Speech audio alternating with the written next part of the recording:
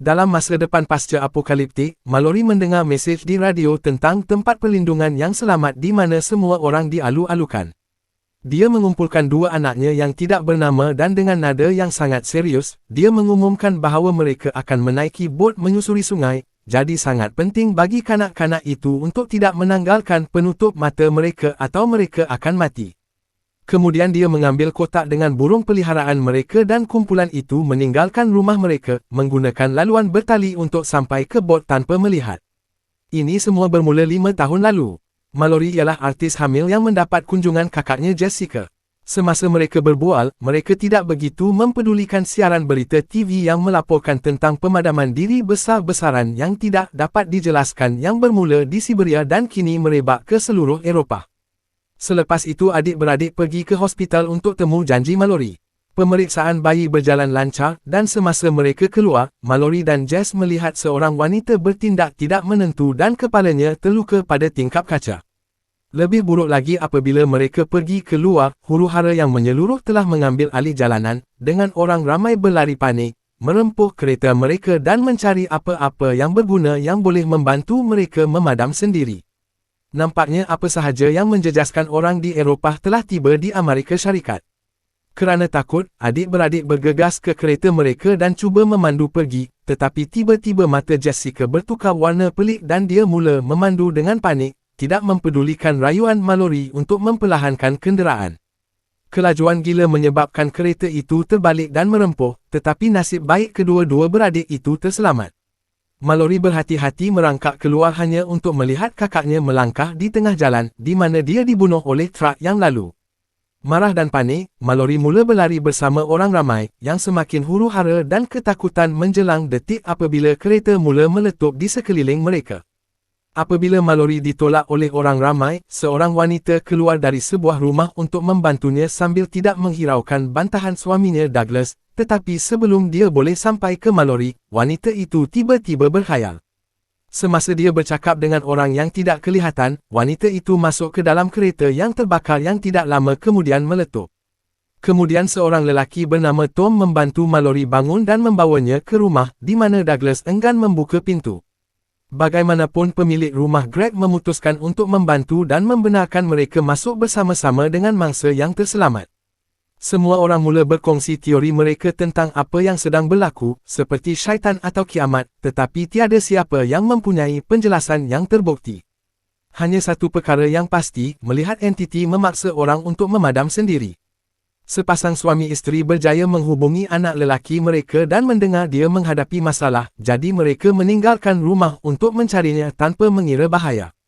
Siaran berita TV juga menunjukkan bahawa fenomena itu merebak ke seluruh dunia, tetapi tidak lama lagi semua isyarat padam supaya tiada lagi pengaturcaraan atau panggilan telefon.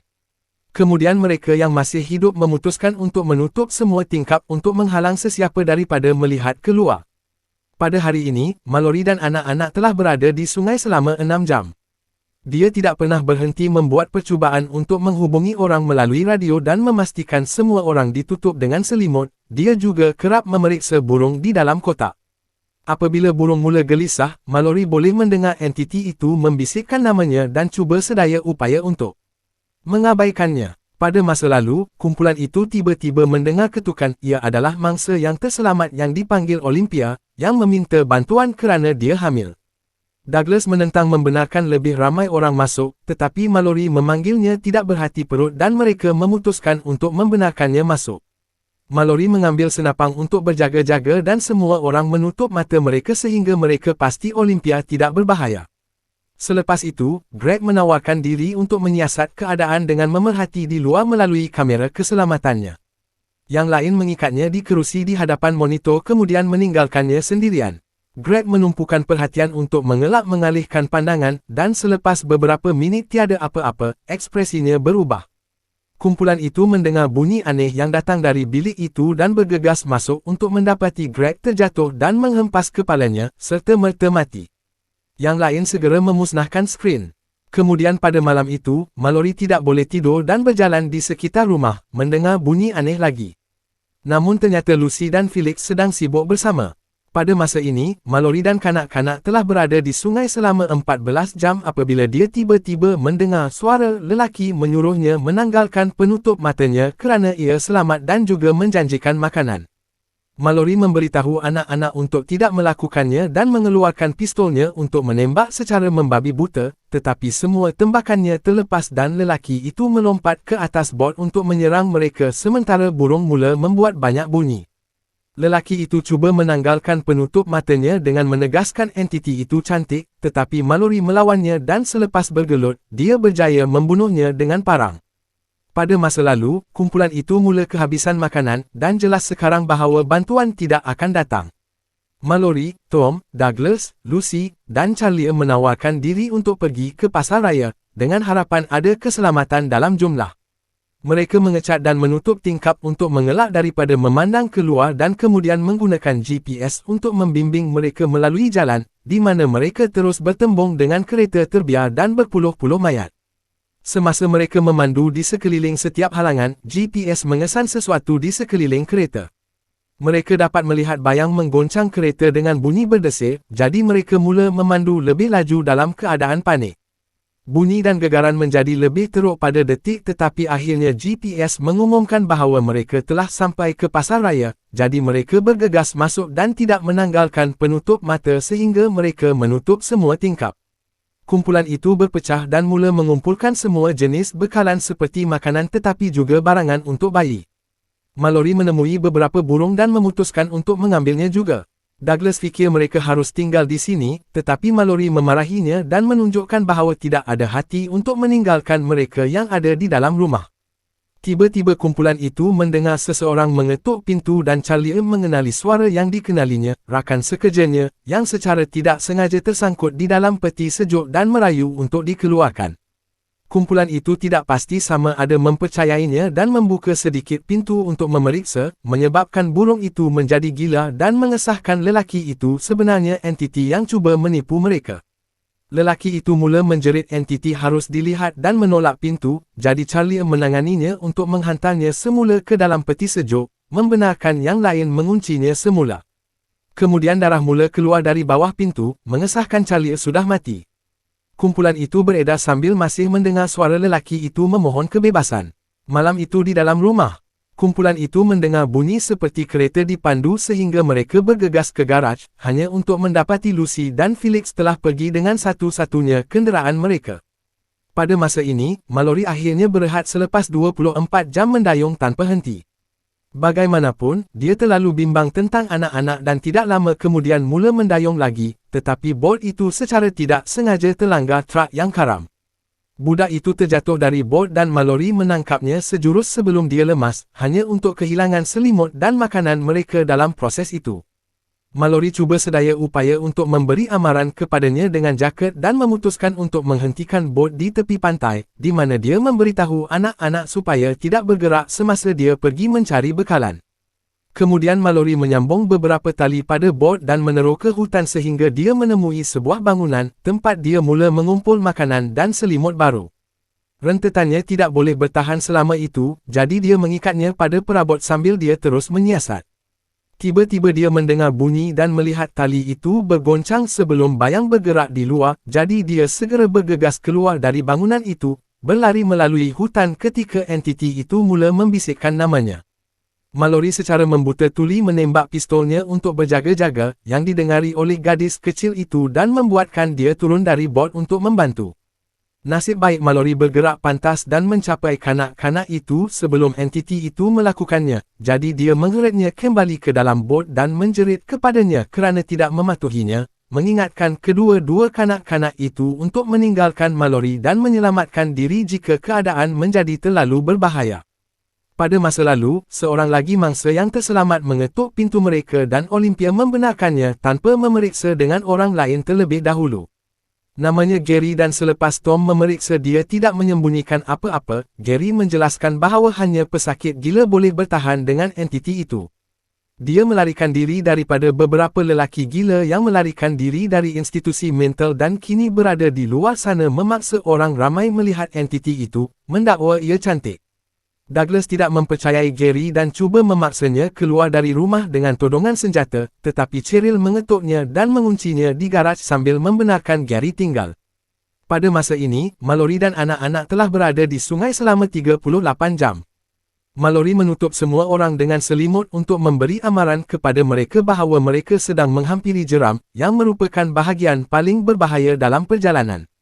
Seseorang perlu membuka mata untuk menavigasi, dan kedua-dua kanak-kanak secara sukarela, tetapi Mallory masih ingat berjanji kepada Olympia bahawa dia akan menjaga anak perempuannya jika sesuatu berlaku kepadanya, dan dia juga tidak boleh menyakiti anaknya sendiri. Akhirnya, dia memutuskan mereka hanya akan mengambil risiko dan melalui jeram tanpa melihat. Pada masa lalu, kedua-dua Mallory dan Olympia mula bersalin pada masa yang sama. Semasa Tom dan Cheryl membawa wanita itu ke tingkat atas ke bilik mereka, Gary mengeluarkan sekumpulan lukisan makhluk yang mengerikan itu dan mula membuat lukisan baharu, mendedahkan dia sebenarnya salah seorang daripada orang gila yang melarikan diri dari institusi mental. Kemudian dia mengambil burung Mallory dan meletakkannya di dalam peti sejuk sebelum mengoyakkan kertas dari tingkap, yang Douglas nampak dari jauh. Apabila Tom turun dan menjumpai lukisan itu, Gary segera mengetuknya, kemudian dia membuka pintu garaj depan dengan harapan dapat membuat Douglas melihat tetapi dia segera menutup matanya. Di tingkat atas, Olympia dan Mallory melahirkan dua bayi yang sangat sihat dan cantik. Tiba-tiba Gary memasuki bilik dan menarik bidai di hadapan Olympia, yang segera jatuh cinta kepada entiti itu. Mallory berjaya mengambil bayi itu daripadanya sebelum Olympia berlari ke tingkap untuk memadam sendiri. Selepas itu Gary memegang muka Cheryl dan memaksanya untuk membuka matanya keluar, menyebabkan dia juga memadam sendiri dengan gunting. Semasa Mallory bersembunyi dengan bayi di bawah selimut, Douglas muncul dengan senapang dan melakukan beberapa tembakan buta, mencederakan Gary di lengan. Bagaimanapun Gary dengan pantas bertindak balas dengan melompat ke atas Douglas untuk menolaknya melalui pagar dan menikamnya dengan gunting. Senapang itu jatuh ke lantai dan Tom cuba meraihnya pada masa yang sama dengan Gary, menyebabkan senjata itu terlepas. Mallory mendengar dua tembakan sebelum seseorang menghampirinya tetapi bernasib baik ialah Tom yang telah memenangi pertarungan itu. 5 tahun berlalu, dan Mallory dan Tom telah tinggal bersama semasa membesarkan anak-anak sebagai pasangan. Mereka mempunyai sistem keseluruhan untuk memastikan rumah selamat dan menggunakan tali untuk mencari bekalan apabila mereka memerlukannya. Pada suatu petang, Mallory sedang berlari bekalan apabila dia mendengar beberapa kereta memandu berhampiran. Dia menunggu mereka keluar dan bergegas kembali ke rumah untuk memberitahu Tom tentang perkara itu, jadi mereka bersetuju bahawa mereka tidak akan keluar bersendirian lagi. Pada malam itu, kedua-duanya menerima siaran radio yang mengatakan terdapat kawasan selamat dengan banyak bekalan dan makanan di sepanjang sungai. Suara di radio juga memberi mereka arahan yang ditulis Tom pada peta. Nampaknya melihat akan diperlukan untuk menyeberangi jeram, dan suara itu mengesyorkan mengikuti bunyi burung hutan kerana mereka boleh mengetahui bila entiti itu berada di sekeliling. Tom mahu pergi ke pekarangan, tetapi Mallory enggan kerana dia fikir ia adalah satu perangkap. Beberapa ketika kemudian, semasa keluarga keluar untuk mencari bekalan bersama-sama, mereka mendengar kereta itu sekali lagi, jadi Tom pergi untuk mengalih perhatian mereka sementara Mallory dan anak-anak keluar dengan selamat.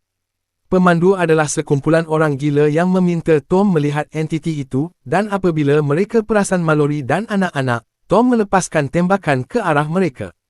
Dia berjaya membunuh beberapa daripada mereka tetapi mereka menembak balik kepadanya, jadi jika Tom mahu menyelamatkan keluarganya, dia tidak mempunyai pilihan selain menanggalkan penutup mata untuk menembak dengan matlamat yang lebih baik. Selepas membunuh mereka dalam beberapa saat, Tom melihat entiti itu dan memadam sendiri. Mallory mengalami masalah kehilangannya dan memutuskan sudah tiba masanya untuk bertolak ke tempat perlindungan. Sekarang sudah 42 jam di sungai dan kumpulan itu menghampiri jeram dengan pantas. Apabila mereka tiba di perairan yang bergelombang, Mallory cuba sedaya upaya untuk melaluinya, tetapi bot itu terbalik dan semua orang terjatuh. Mallory memanggil kanak-kanak dan menemui budak lelaki itu di dalam air, tetapi gadis itu telah berjaya sampai ke darat. Syukurlah Mallory menemuinya dengan cepat kerana gadis itu mempunyai loceng yang terus dibunyikan. Kemudian ketiga-tiga mereka berjalan melalui hutan di mana mereka mendengar entiti itu berbisik kepada mereka menggunakan suara Tom. Mallory cuba melarikan diri daripadanya, hanya untuk jatuh ke bawah bukit kecil. Suara itu mengejar anak-anak dan budak lelaki itu hampir menanggalkan penutup matanya, tetapi Mallory cepat-cepat menemuinya dan menghalangnya. Dia tidak dapat mencari gadis itu, jadi dia mula meminta maaf kerana menjerit kepadanya dan bunyi suaranya membolehkan gadis itu kembali kepadanya. Kemudian keluarga itu mengikut bunyi burung, tetapi mereka perlu mula berlari apabila entiti itu mengelilingi mereka secara tiba-tiba. Mereka jatuh beberapa kali, tetapi akhirnya mereka berjaya sampai ke pekarangan dan pintu dibuka sebelum entiti itu boleh menghubungi mereka. Di dalam kawasan itu, mata Mallory diperiksa dan tidak lama kemudian semua orang dibenarkan untuk tinggal. Mereka bertemu suara dari radio dan Mallory mendapati bahawa kawasan itu adalah sekolah untuk orang buta yang dipenuhi dengan mangsa yang terselamat tetapi juga burung yang berfungsi sebagai penggerak. Kini mereka akhirnya boleh mula hidup dengan betul. Mallory memutuskan untuk menamakan anak-anak. Gadis itu dipanggil Olympia selepas ibunya, dan budak lelaki itu dinamakan sempena Tom. Kemudian Mallory membuka kotaknya dan membebaskan burung-burung itu untuk bersama yang lain di tempat perlindungan.